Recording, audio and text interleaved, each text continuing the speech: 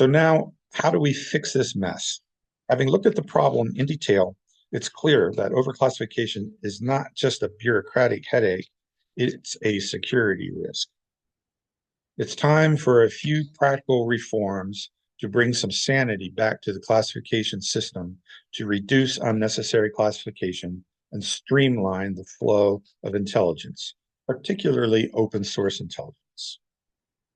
So my first point for reform recommendation is, first and foremost, we need to overhaul outdated classification guidelines that treat OSINT like it's still the Cold War, and which were first developed in the 1950s and 60s when the primary concern was protecting state secrets from the Soviet Union.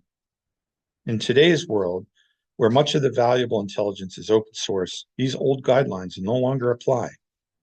And just because something's classified doesn't mean it's valuable. Remember, I said earlier that 60% of the president's daily brief was comprised of open source information. Sometimes it's just an overstuffed filing cabinet, waiting to topple over. We need a new classification system that reflects the dynamic nature of OSINT and places a greater emphasis on real-time information sharing instead of blanket secrecy. Of note, in recent years, as I mentioned earlier, the Department of Defense issued guidelines to its workforce to classify information for release rather than to restrict. I seem to recall hearing about that back in 2016 or 2017, something like that. Such guidance is likely highly influenced by operational leaders in the field who need to share the information rather than the intelligence community. Despite this step in the right direction, archaic attitudes still prevail within the IC to classify to restrict rather than share. Point number two, we also need a cultural shift within the IC.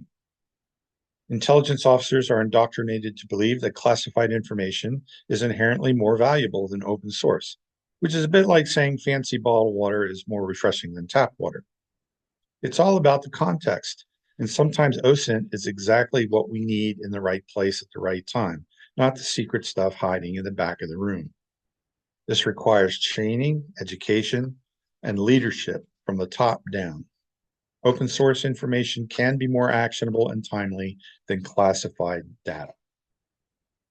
Point number three, we also need to create better platforms for sharing intelligence in real time, both domestically and with our international partners.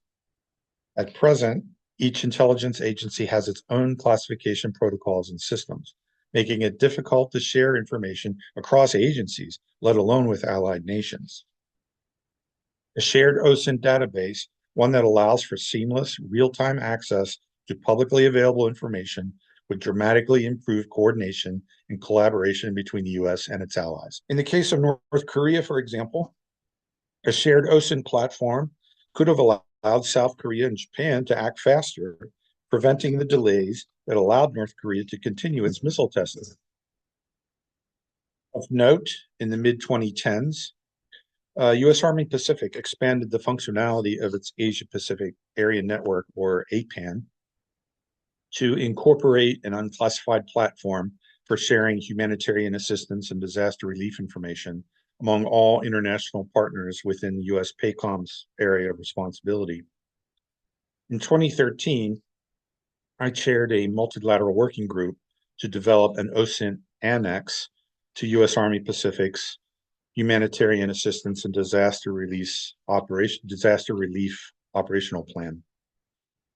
This group included senior military intelligence leaders from Australia, Bangladesh, Indonesia, Japan, Malaysia, the Maldives, Mongolia, Singapore, South Korea, and Thailand, and it was inspired partly by the operational and logistical challenges that arose during the joint combined humanitarian relief operations that followed the March 2011 earthquake, tsunami, and nuclear reactor disaster in Fukushima, Japan.